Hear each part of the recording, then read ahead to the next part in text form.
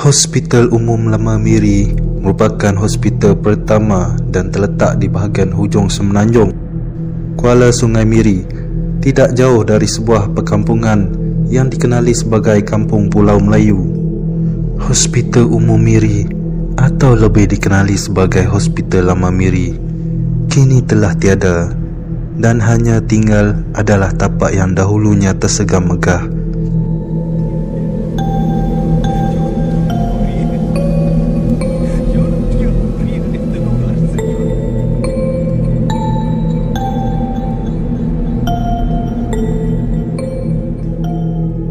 Seorang bekas petugas pernah berkongsi sebuah kisah ketika beliau dan rakan-rakannya dalam perjalanan pulang menaiki feri pada waktu malam sekitar tahun akhir 70-an.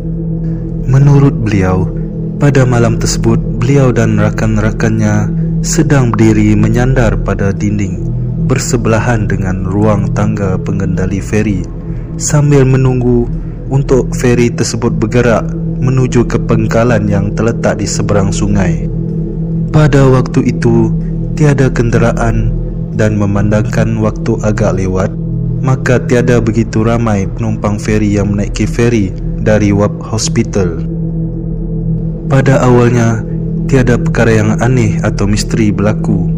Namun segalanya berubah apabila mereka terlihat sekumpulan jururawat berpakaian seragam kerja sedang berjalan perlahan menaiki feri dan berdiri tidak jauh dari tempat mereka berdua berada.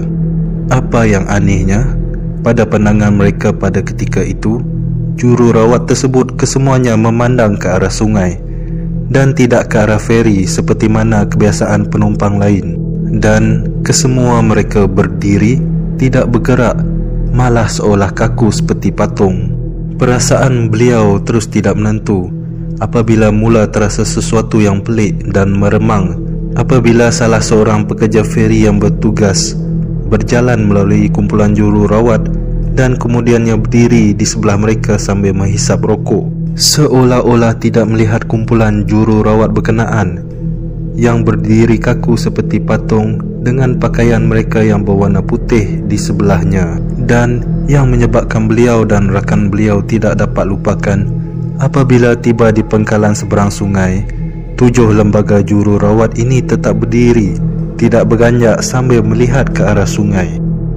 Sewaktu mereka berdua berjalan perlahan keluar dari feri dengan niat untuk melihat siapakah gerangan jururawat berkenaan, ketika itulah kedua-dua mereka tadi terus tersentak dan ketakutan apabila 7 jururawat berkenaan berpaling serentak menampakkan bahagian wajah mereka yang kosong, seolah-olah rata, tanpa mata, mulut dan hidung.